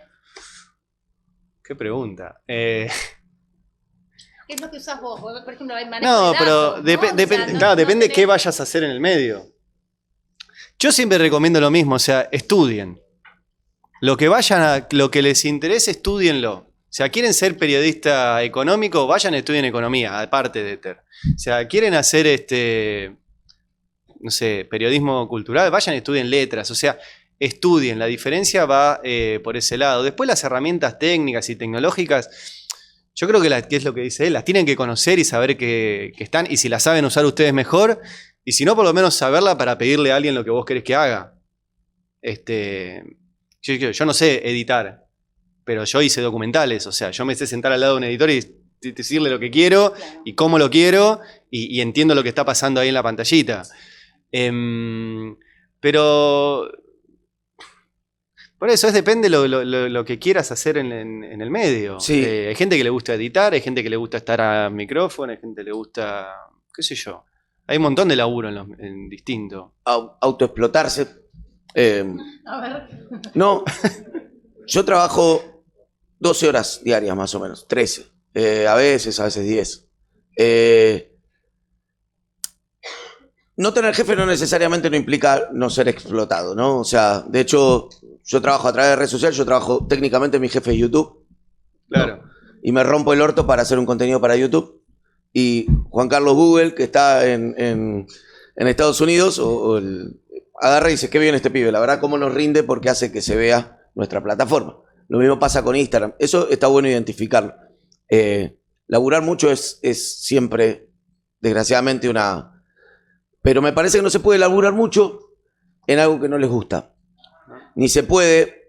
Yo en una época hice un taller de escritura durante 5 años, escribí mucho, ¿no? Y me pasaba esa idea de que me gustaba mucho la idea de ser escritor, pero un día me di cuenta que no me gustaba tanto escribir. ¿Se entiende? O sea, como me gustaba más el punto de llegada que el tránsito. Muchas veces nos pasa que nos desconectamos de lo que nos gusta y por proyecciones de a dónde nos gustaría estar. Y eso nos hace pensar, nos saca un poco de lo que nos gusta. Y en general, lo que nos gusta nos sale más fácil, nos sale mejor y genera un diferencial que es que, como sabemos de lo que hablamos y como le ponemos el corazón, eso es más probable que emocione al que lo ve del otro lado. Y entonces después se arma una conexión, te siga, etcétera, etcétera. Por eso hay algo muy difícil, y sobre todo a esta edad, tipo, que es qué carajo quiero hacer y qué es lo que me gusta, qué es lo que me resulta interesante, etcétera, etcétera. Nunca pierdan ese norte de buscar eso, nunca pierdan el norte de buscar lo que les resulta a ustedes, lo que le dan ganas de hacer, ¿se entiende? Porque muchas veces a los 20 y pocos, uno se pone en el qué tengo que hacer para pegarla, ¿se entiende? Y ese es el peor consejo del mundo porque nadie se enamora del que quiere agradar. Sí. Es el peor consejo del mundo. Y no se frustren cuando no la pegan. Claro. Porque una de las grandes cosas de este laburo es aprender a manejar la frustración de lo que uno cree que era su operación masacre, sí. Y ni mamá lo leyó. Y de repente publicás algo o haces algo que decís, bueno, esto nada, salió más o menos, ¡boom! Y cuando hace boom decís, llegué, te suena el teléfono 48 horas seguidas, pues baja de vuelta y vuelve todo. Esto es así. Es por cantidad, por cantidad, ¿no? Hacer. A mí me gusta mucho una frase de Fontana Rosa, que Fontana Rosa, quizás no lo conozcan, era un humorista gráfico muy importante, falleció hace unos cuantos años. Y él en un momento era un tipo muy prolífico, escribía libros, el otro tiene Buggy Aceitoso, Inodoro Pereira, etcétera, estaba en la revista de Clarín, y le hace una entrevista diciendo, che, pero usted cómo hace, que escribe esto, el otro, no sé qué, y todos los días saca un chiste en la contratapa de Clarín, encima, ¿cómo hace?, le pregunta el periodista, el tipo dijo, me fijo que no baje de 6 puntos. Y es espectacular esa respuesta, es como, nada... Hay algo de nacer que uno no controla el hacer, ¿no? Es como que es muy importante que las cosas no procrastinar, ¿viste? Como que las cosas empiecen y terminen, y en un momento producirlas y sacarlas. Y a veces van a salir mejor, claro, y a veces van a salir peor, y todas hablan de ustedes, las que son excelentes y las que son malas, ¿se entiende? Pero es mucho más importante hacer 10 ponerle videos en una plataforma que hacer uno espectacular, que ustedes dijeron ahora sí estoy de acuerdo y se toman un mes. Porque en el medio el algoritmo les mató, ¿se entiende? Lucas. Tenía una pregunta. Tengo una pregunta para vos. Bueno, ya primero, Lucas. Es algo que vos dijiste al principio que me interesó mucho, que si bien fue tomado medio a chiste, pero a mí me resultó muy interesante. Al principio vos habías dicho que tu misión como periodista era cambiar el mundo. ¿A qué te refieres con eso? ¿Por qué querés cambiar el mundo? Hay una... ¿Por qué quiero cambiar el mundo? Bueno, ¿Se puede cambiar el mundo? Sí, claro que se puede. Contanos. Estoy muy politólogo hoy. Hay una... es la segunda vez que vamos a citar a Marx en la mañana. Es demasiado. Tercera, vos citaste una, yo otra. Sí, la tercera vez. Marx tiene una frase muy famosa que decía que los filósofos se han dedicado demasiado tiempo en interpretar el mundo de lo que se trata de cambiarlo. De su famosa tesis de Feuerbach. A mí siempre me hizo pensar mucho esa frase en el laburo que hacemos nosotros, que es, y la hice una suerte de parafraseo de esa frase, pensando que los periodistas nos hemos dedicado demasiado tiempo a contar cosas que pasan, cuando de lo que se trata es de cambiarlas. Nosotros contamos todo el tiempo cosas muy injustas, cosas muy dolorosas. Vivimos en un mundo desigual, no se los voy a explicar a ustedes. Y yo creo que nuestro laburo no se tiene que limitar a contarlos. Che, pasa esto, se mueren tanta cantidad de pibes de hambre. El otro día salió un informe, por ejemplo, de Oxfam, que es un organismo a nivel mundial, contando cómo es un organismo que se dedica a tratar el tema de la igualdad. Contando qué pasó en términos de desigualdad, que es la contracara de la igualdad, durante la pandemia. Y entre otros datos contó que durante la pandemia cada 30 horas se generó 1 millón de personas que caen en la pobreza extrema. Pobreza extrema es no poder comer. ¿Sí? Y en ese mismo lapso de 30 horas, la pandemia generó 1 billonario. Es una persona que tiene más de 1.000 millones de dólares. En estos 2 años de pandemia, los tipos más ricos del mundo generaron tanta riqueza como en los últimos 23 años. 2 años contra 23. La pandemia generó 62 nuevos billonarios, tipos que tienen más de 1.000 millones de dólares en el rubro alimentos. 40 nuevos billonarios en el rubro laboratorios. O sea que hemos salido de la pandemia mucho peor de lo que estábamos. Es un mundo muy desigual, es un mundo muy injusto y es un mundo muy violento. Bueno, yo hago periodismo para cambiar ese mundo.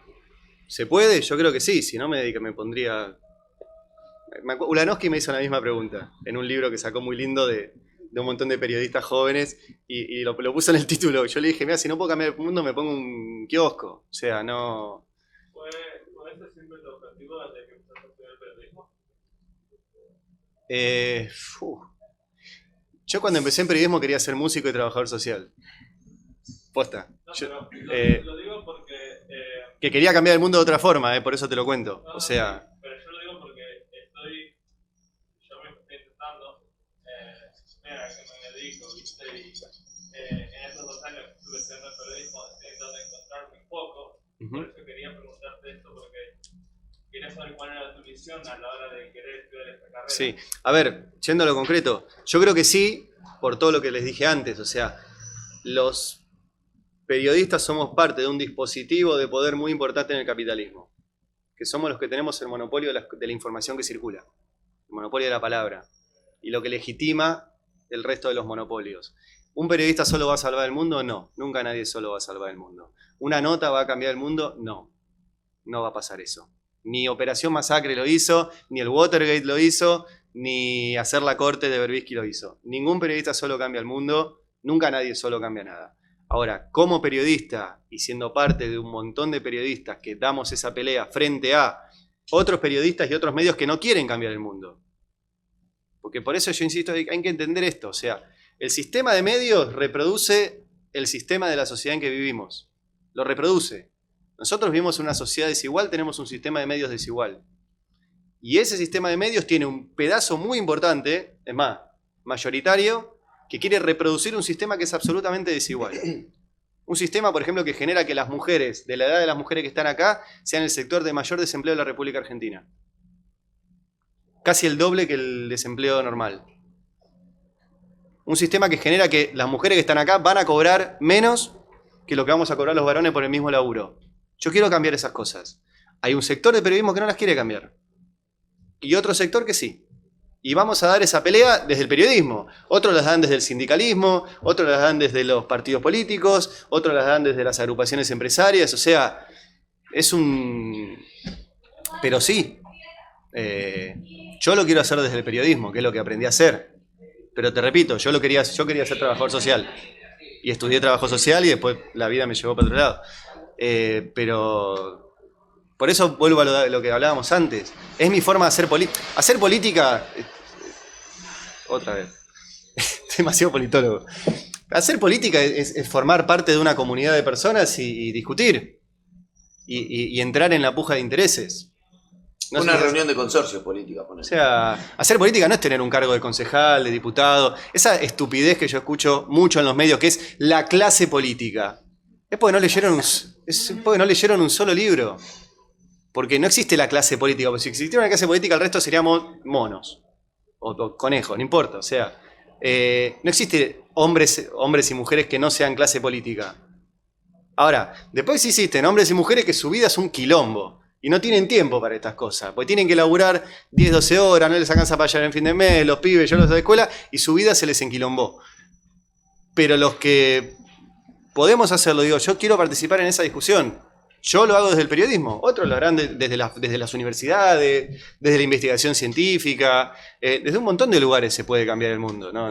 Sí, y no te es como suena un poco ambicioso y ampuloso cambiar el mundo, pero... Quiero ser parte de los que cambiamos el mundo. Me parece que fomentar pensamiento crítico también ya es una forma de cambiar el mundo, es decir, si uno produce información en cualquier área, ni siquiera política, pero que alguien se pueda cuestionar desigualdades e injusticias, eso en algún punto es cambiar el mundo. Hay una frase de un pedagogo que se llama Paulo Freire, por ahí lo he escuchado nombrar alguna vez, pedagogo brasilero, que decía que la educación no cambia el mundo, cambia a las personas que van a cambiar el mundo.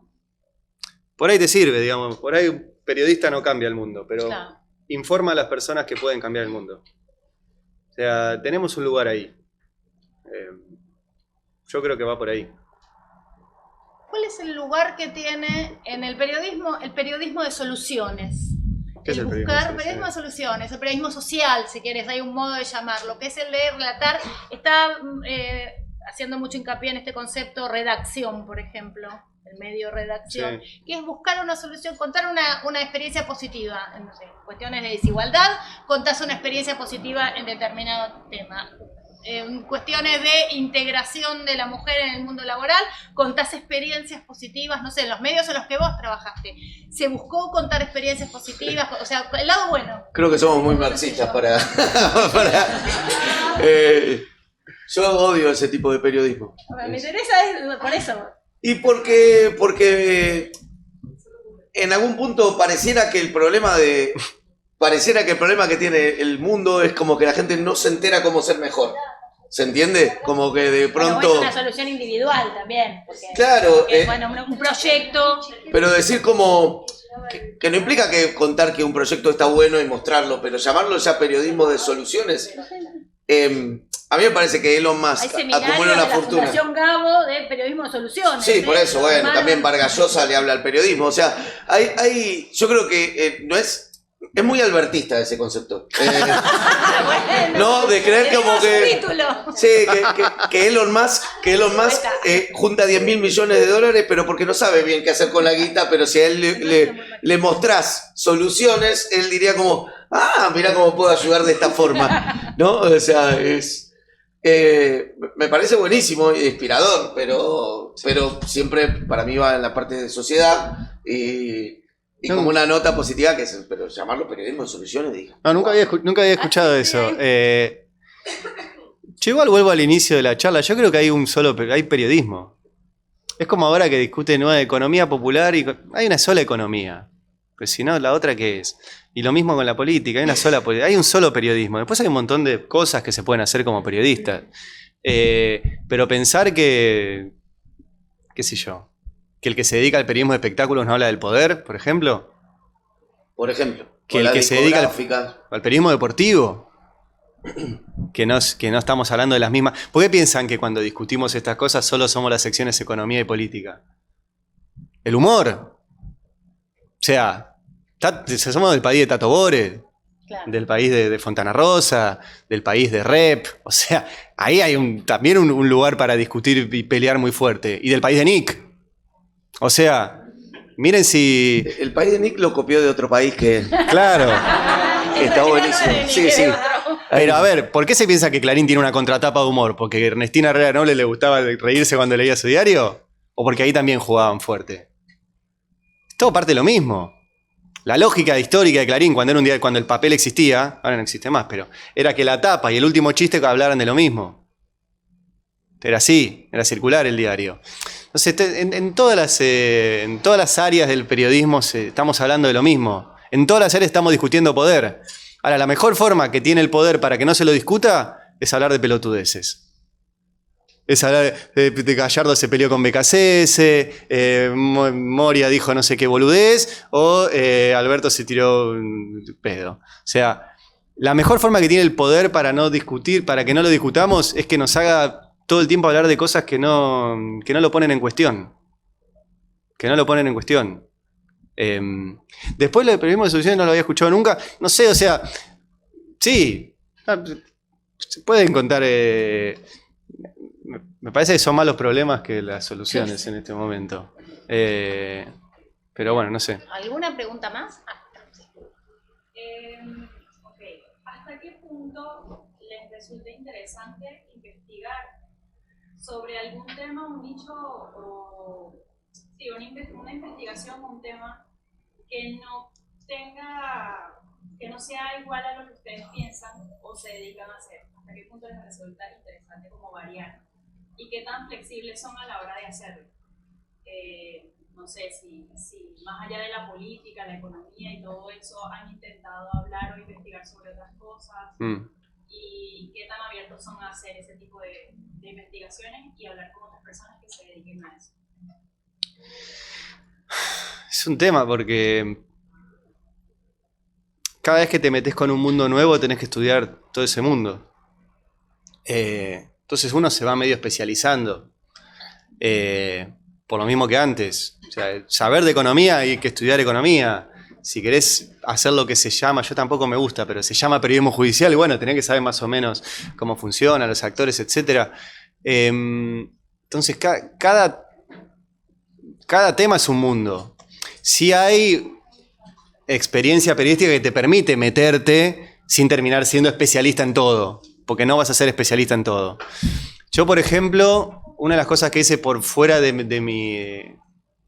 lugar de comodidad, por ejemplo, fue una investigación sobre trata de personas, que la publicamos en su momento en Radio Nacional, y que surgió, fue muy raro. A nosotros nos llega un cable que decía que la defensora del pueblo de Río Negro había ido a la legislatura de Río Negro a denunciar un caso de trata. Y el cable lo que decía es que todos los legisladores se habían parado y se habían ido, y la habían dejado sola. A mí me llamó la atención eso. O sea, que una mina fue y se pararon los oficialistas, los opositores, quedó sola en el recinto, hablando. Un cable de millones que circulan. Y empezamos a tirar de ahí, y encontramos, les cuento al final de la investigación, que básicamente había una red de trata de personas que era manejada por el jefe de la policía de Río Negro, que reportaba directo al gobernador, que en ese momento era Miguel Sáiz, que era lo que se llamaban Radical K. Yo estaba en la radio pública. Entonces, la investigación básicamente contaba cómo agarraban a las... Nosotros habíamos decidido que íbamos a hablar de la organización y no de los casos, por ahí yendo a lo de antes. Claro. No queríamos hablar con víctimas, ni ponerlas y exponerlas a un lugar de revictimización. Por ejemplo, tuve que aprender lo que era la revictimización de una víctima de trata, algo que yo desconocía, sino que queríamos descular y poner en evidencia a los integrantes de la red de trata. Y lo logramos meternos en la red, logramos hablar con los tratantes, logramos grabar, bueno, etcétera, mil cosas. Y logramos publicarlo en un medio puteando a un gobernador que era afín al gobierno. Yo no sé si alguna vez llegó la puteada, sé que la directora María Sebane nunca me la hizo llegar, si es que llegó. Ahora, en medio de esa investigación, por ejemplo, por ser un tema que yo desconocía, nos mandamos bastantes cagadas. Por ejemplo, nosotros íbamos a viajar y no habíamos tomado los recaudos que había que tomar, y toda nuestra agenda apareció en un portal de allá el día antes que viajáramos, publicada. O sea, se ve que les tenían pinchados los teléfonos a los tipos con los que yo hablaba y no había tomado esas medidas de precaución. Ni hablar o sea, cada mundillo tiene temas de seguridad y de conocer y de qué podés hacer y de qué no, que tenés que... bueno, fue un aprendizaje. Pero sí, digo, ahí es lo que decía Fede antes. Si encontrás algo que te apasiona, dale para adelante. A mí ese caso me volvió loco. O sea, porque de esa cosita muy menor, que era una mina que había ido a una legislatura y se la habían vaciado, terminé hablando con 2 tipos que trataban personas y con uno casi me agarro a piñas, que esa es otra historia. Porque en un momento yo le pregunto, el tipo justo como que se había corrido de la red de trata. Y yo le digo, ¿y vos volverías a entrar? Y me dice, si me pagan bien, sí. Y yo había ido con un compañero más grande y yo me quise abalanzar y mi compañero me sacó del lugar.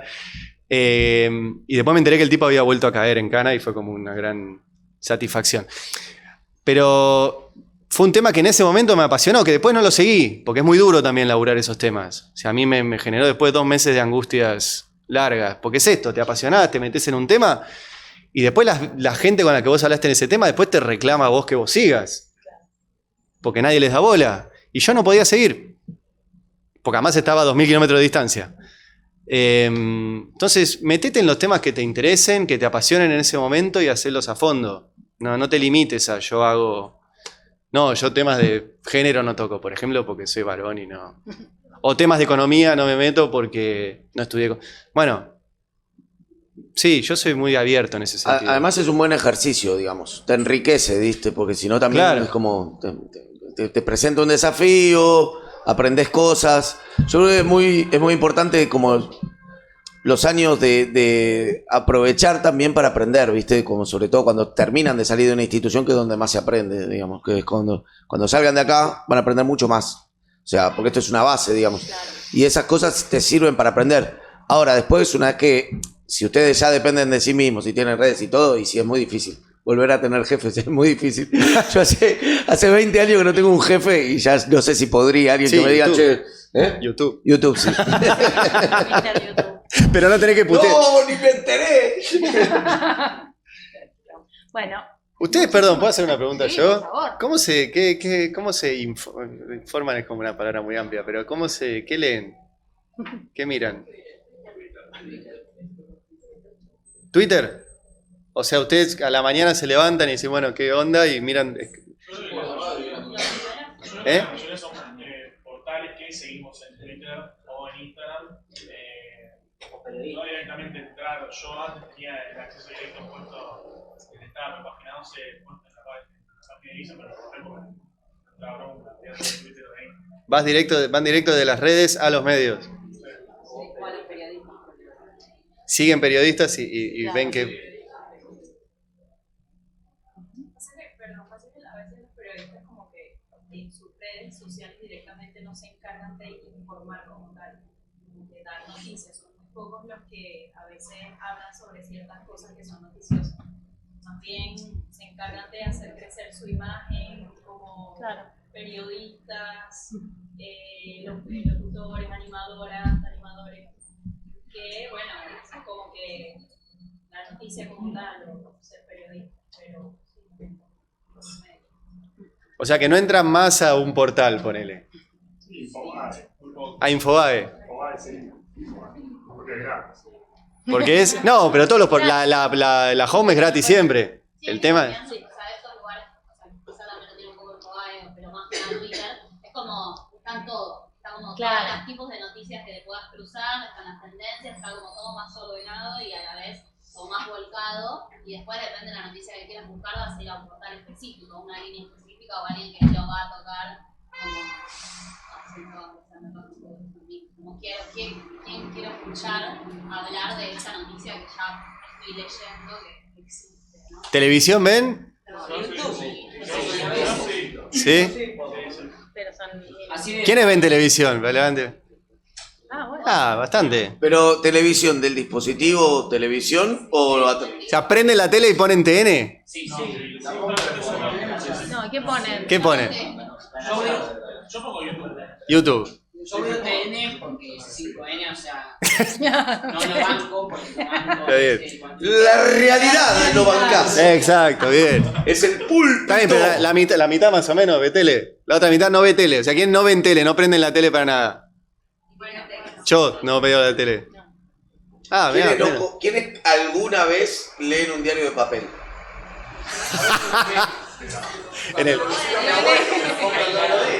Claro. Sí, zarpado. Domingo que lo lleva. ¿Quiénes leen portales de noticias? Tipo, se meten en Clarín, Perfil, Infobae. Mirá portales. Yo le hubiera apostado a más portales. Sí. Hay veces que no te queda otra que ver otros en la tele. El fútbol.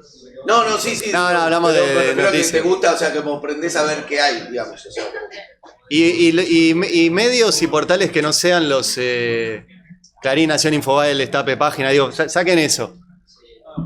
¿Qué otras cosas leen? Filonews, Feminacida, Anfibia. Sí, eso iba a decir respecto a lo que había dicho sobre Infobae, como que hablaba de que está todo bueno, no sé si todo, porque hay un montón de otras agendas que ahí en Infobae, por ahí o en esos medios no están, y que circulan de Claro. otra manera. Claro. No solo tienen otra mirada, sino que directamente pueden manejar la agenda. Yo, por ejemplo, mire como necesitas más de nicho por ahí. Sí. Más en profundidad, o sea, buscar tipo, no sé, Cenital, que es un medio así, que hacen nota más de fondo. Igual yo por ejemplo, para almorzar, a veces me pongo o PDB o... Ahí tenés uno. Suscriptor. No más de uno, ¿sabes? O el método. Alguno de los dos me... El método es el de Rebord. Sí, el de entrevista. Los newsletters. Los newsletters de Cenital son buenos. Newsletters leen. Sí. El newsletter, no sé si hacen en el Destape, es algo que garpa muchísimo. No. Y que es increíble lo que garpa. Increíble. Claro, el tema. Ténganlo en cuenta. Claro. Sí. ¿Qué? ¿Ustedes cómo se informan en realidad? En realidad, ¿qué redes o qué portales? Yo soy un antiejemplo. ¿Qué ven, qué escuchan? Yo soy un muy mal ejemplo. Yo no miro tele, prácticamente no leo diarios. Que el concepto de estar informado es extraño. O sea, mi día en general es buscando información sobre los temas que yo sigo e investigo. Todo lo demás lo siguen otros. O sea, ahora ya no existe más, pero esa mentira de, leo 3 diarios en el día, estoy informado. En general los diarios hablan todas las mismas noticias, para arrancar. O sea que vas a leer, el título lo vas a leer igual en Clarín, en Página y en el Destape el mismo. Después adentro de la nota uno lo va a contar así, pero medio que lo que es la agenda setting, o no sé cómo lo llaman acá en la carrera, la agenda setting es un concepto de... O sea, ¿de qué se habla? Hay 2 partes de la agenda setting, de qué se habla y cómo se habla de lo que se habla. Yo la detesto, primero porque me entero igual. O sea, yo nunca... o sea, de los personajes famosos te enterás igual, de alguna forma te llega. O sea, no sé, yo no... En cambio, yo dedico mi día a buscar cosas que no están ahí. Porque de lo otro más o menos de rebote y después qué sé yo hago un programa de radio todos los días, o sea que más o menos tengo que saber si Alberto echó un ministro. Pero trabajo en equipo y lo sabe otro, digamos, y lo cuenta otro. Yo no... Tenemos muy poco tiempo como para andar leyendo los diarios. Lean un libro. De lo demás se van a enterar, pero lean un libro, vean una peli, vayan a escuchar una banda de rock o de rap, vayan al teatro. Eso también es informarse. Posta. No dejen de buscar por fuera de los medios cómo crecer en lo que hacen. Porque no está todo en los medios, ni cerca. No es por ahí. Bueno, este parece ser un buen consejo para cerrar, ¿no? Leer, disfrutar de la música, para nutrirse de otras cosas, ¿no? Sí. ¿Les parece? Les damos las gracias. Muchísimas gracias.